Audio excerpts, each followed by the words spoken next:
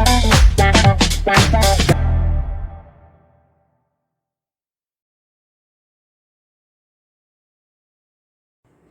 Students, life processes part 12।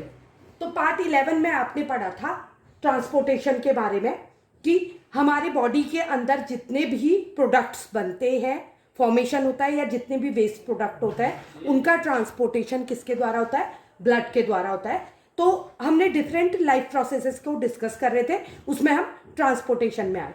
तो transportation के लिए किसकी ज़रूरत पड़ती है? ब्लड की, क्योंकि मैंने आपको पहले ही बताया था वीडियो में कि हमारे जो बॉडी है उसके अंदर की गाड़ी कौन है? ब्लड है। और उसकी जो रोड है वो कौन है? ब्लड वेसल्स है। Is this clear to you? ठीक है। तो अगर हमको कोई भी चीज़ को ट्रांसपोर्ट करना है तो हमको गाड़ी की जरूरत पड़ती है, यानी कि ब्लड की जरूरत पड़ती है। तो ऑब्वियसली अगर कोई लिक्विड है, जैसे मैंने आपको एग्जांपल दिया था कि अगर आपको पानी को ऊपर टैंक में चढ़ाना है तो आप किसका यूज करते हो? पंप का। इसी तरह से हमारी बॉडी के अंदर भी एक पंप होता है जिसको हार्ट कहते हैं, और हार्ट एक इंपॉर्टेंट ऑर्गन है, तो इसको प्रोटेक्ट करने का काम कौन करती है? Rib cage. एक केज बनी रहती है रिब्स की, जो कि इसको कवर करके रखती है, प्रोटेक्ट करके रखती है हार्ट को। तो हार्ट की फंक्शनिंग क्या है? ऑक्सीजनेटेड और डीऑक्सीजनेटेड ब्लड को सेपरेट करना। मतलब इसका मतलब होता है ऑक्सीजनेटेड ब्लड माने ऑक्सीजन रिच्ड ब्लड को भी, और डीऑक्सीजनेटेड माने जो कार्बन डाइऑक्साइड वाला ब्लड होता है, दोनों को हार्ट से होकर ही वो सर्कुलेट होता है, बढ़ता है। तो दोनों को सेपरेट करने का काम करता है, और उसके अतिरिक्त ब्लड को पंप करने का काम करता है। तो हार्ट फंक्शनिंग कैसे करेगा, इसको हम समझने की कोशिश करेंगे। तो सबसे पहले एक सिंपल सा फिगर बना देती हूँ। मैं ज़्यादा लंबा टाइम नहीं खींचना चाह रही हूँ, इसलिए फिगर प्रॉपर नहीं बना रही हूँ, आपको समझाने के लिए बना रही हूँ। तो बी अटेंटिव। सपोज ये हार्ट है, तो हार्ट में ऑब्वियसली क्या है? ऑक्सीजनेटेड ब्लड भी एंटर करता है और डीऑक्सीजनेटेड ब्लड भी। क्यों?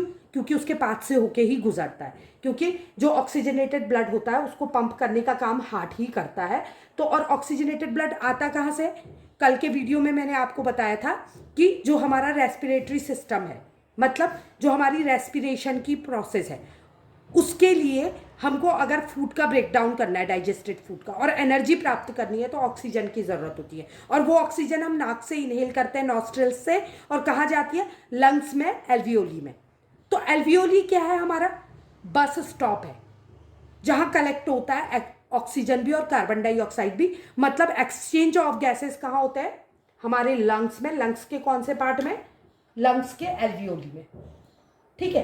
तो एल्वियोली में क्या होता है? एक्सचेंज ऑफ गैसेस होता है। तो अगर एक्सचेंज ऑफ गैसेस हो रहा है तो मूवमेंट किसके द्वारा हो रहा है? ब्लड के द्वारा। इसका मतलब एल्वियोली में क्या प्रेजेंट होंगी? बहुत सारी ब्लड वेसल्स प्रेजेंट होंगी। तो यहां जब ब्लड वेसल्स प्रेजेंट है तो एक क्या ले जाती है? ऑक्सीजन वाले ब्लड को, और दूसरी क्या ले जाती है? डीऑक्सीजनेटेड ब्लड को, मतलब कार्बन डाइऑक्साइड वाले ब्लड को। तो जो ऑक्सीजन वाले को ले जाएगी तो उसकी डायरेक्शन कहाँ होगी? नीचे की ओर, मतलब हार्ट की ओर को। और जो कार्बन डाइऑक्साइड वो हार्ट से लेके आएगा और कहाँ पहुंचाएगा? लंग में, क्योंकि लंग बस स्टॉप है लास्ट। और ऑक्सीजन को यहाँ ड्रॉप करेगा, और उसके बाद ब्रीदिंग पैसेज के द्वारा नॉस्ट्रिल्स से इसको बाहर एक्सेल कर दिया जाता है। Is this clear to you? ये O2 जाएगा और ये कार्बन डाइऑक्साइड वापस आएगा। तो O2 कैसे जाता है? ब्लड में प्रेजेंट जो RBC होता है, रेड ब्लड सेल्स होते हैं, उनमें क्या प्रेजेंट होता है? हीमोग्लोबिन प्रेजेंट होता है, जिसको रेस्पिरेटरी पिगमेंट कहते हैं। वो कैरी करके ले जाता है ब्लड में ऑक्सीजन को। और दूसरा जो ब्लड है उसमें कार्बन डाइऑक्साइड जो होती है मोर सॉल्युबल होती है लिक्विड में, तो वो ब्लड में ही डिसॉल्व हो जाती है और ब्लड अपने साथ कैरी करके इसको छोड़ देता है स्टॉप में।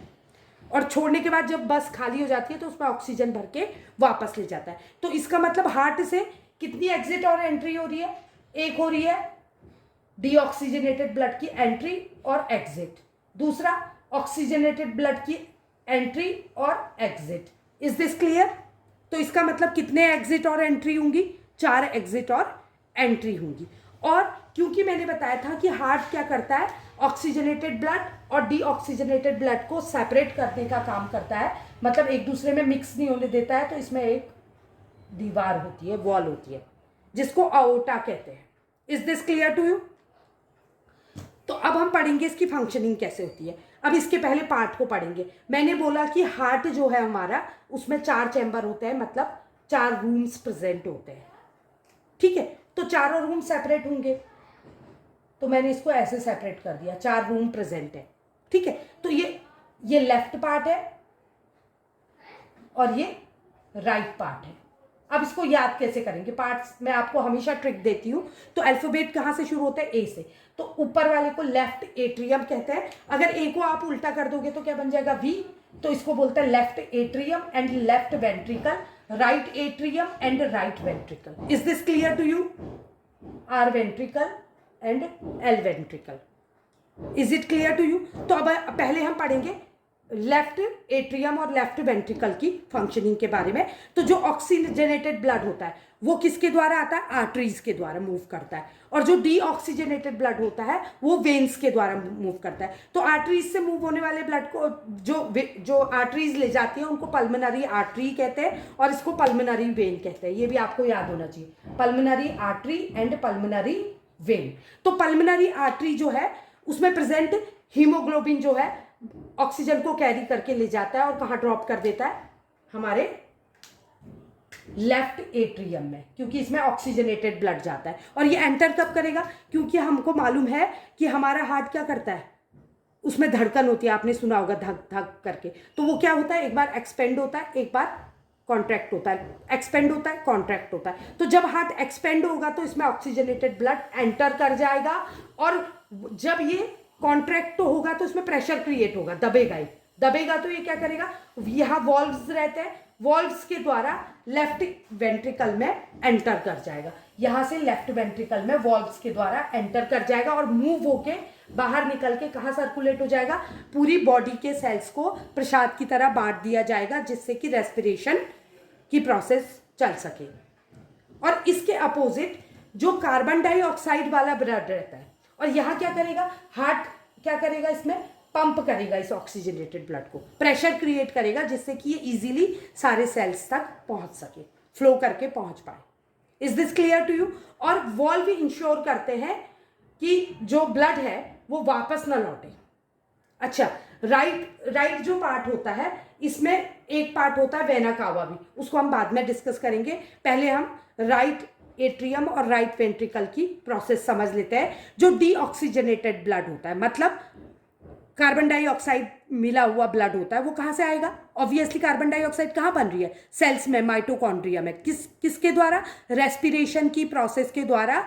जो वेस्ट प्रोडक्ट है वो है कार्बन डाइऑक्साइड, और मैंने बताया था कार्बन डाइऑक्साइड मोर सॉल्युबल है किसमें, लिक्विड में, इन कंपैरिजन टू ऑक्सीजन। तो वो क्या होगा, हमारे ब्लड में सॉल्युबल होके घुल के उसमें फ्लो करके पल्मोनरी वेन्स के द्वारा कहाँ मूव करेगी, सीधे कहाँ एंटर करेगी, हमारे राइट एट्रियम में।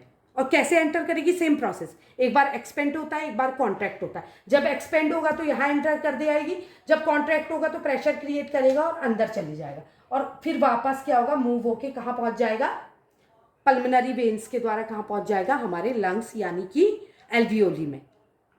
Is this clear to you? और एल्वियोली में, इसके लिए एल्वियोली सरफेस एरिया प्रोवाइड करता है, जिससे कि बस आराम से स्टॉप हो पाए, कार्बन डाइऑक्साइड को उतार पाए और अपने साथ ऑक्सीजन को कैरी करके ले जा पाए। Is this clear to you? ये तो हो गया इसका पार्ट। अब राइट पार्ट जो होता है, लेफ्ट में ये वेना कावा प्रेजेंट नहीं होता है, राइट पार्ट पे, अपर पार्ट में भी, मतलब एट्रियम में भी और वेंट्रिकल में भी वेना कावा प्रेजेंट होता है। तो वेना कावा का काम क्या है, ये कैरी करता है ऑक्सीजन पुअर ब्लड को। ऑक्सीजन पुअर ब्लड माने डीऑक्सीजनेटेड ब्लड को कैरी करने का काम वेना कावा करता है। ये कहाँ प्रेजेंट होता है, right part of the heart, क्योंकि राइट साइड में ही हमारा डीऑक्सीजनेटेड ब्लड होता है। तो इसकी लोकेशन भी क्या होती है, वेना कावा की लोकेशन राइट पार्ट में, दोनों पार्ट में होता है, ऊपर राइट में भी होता है, राइट एट्रियम में भी होता है, और राइट वेंट्रिकल में भी वेना कावा प्रेजेंट होता है, जो कि मतलब ये ऐसी ट्यूब्स हैं जो किसको कैरी करती है, डीऑक्सीजनेटेड ब्लड को। ठीक है, तो इसकी लोकेशन कहाँ हो गई, right atrium and right ventricle. और इसी काम के लिए जो हमारा लेफ्ट पार्ट होता है उसमें क्या प्रेजेंट होता है, एक लार्जेस्ट आर्टरी प्रेजेंट होती है, जो कि ऑक्सीजनेटेड ब्लड को हार्ट से डिफरेंट पार्ट में पहुंचाने का काम करती है, और उसको कहते हैं aorta. Is this clear to you? Aorta क्या है, लार्जेस्ट आर्टरी। एक नंबर का एमसीक्यू में आ सकता है, शॉर्ट आंसर टाइप क्वेश्चंस में पूछा जा सकता है। और अओर्टा की फंक्शनिंग है कैरी करना क्या, ब्लड को कौन से ब्लड को? ऑक्सीजनेटेड ब्लड को हार्ट से डिफरेंट बॉडी पार्ट में कैरी करना, aorta largest artery. Is this clear to you? अब उसके बाद मैंने क्या कहा था आपको कि ये दोनों ब्लड, ऑक्सीजनेटेड ब्लड और डीऑक्सीजनेटेड ब्लड मिल ना जाए, इसके लिए हार्ट के बीच में एक दीवार होती है जिसको सेप्टम कहते हैं। तो सेप्टम की फंक्शनिंग क्या होगी? ऑक्सीजनेटेड ब्लड और डीऑक्सीजनेटेड ब्लड को सेपरेट करने का काम सेप्टम करता है। और इसके अतिरिक्त ये क्या करता है? ये प्रिवेंट करता है ब्लड को वापस लौटने के, मतलब फ्लो बैक ना करे, इसको भी ध्यान रखने का काम कौन करता है? हमारा सेप्टम। तो आई होप आपको पूरी फंक्शनिंग समझ आ गई होगी और हार्ट की पूरी फंक्शनिंग क्लियर हो गई होगी। अगर आपको वीडियो पसंद आया तो लाइक, सब्सक्राइब और शेयर करें। Thank you.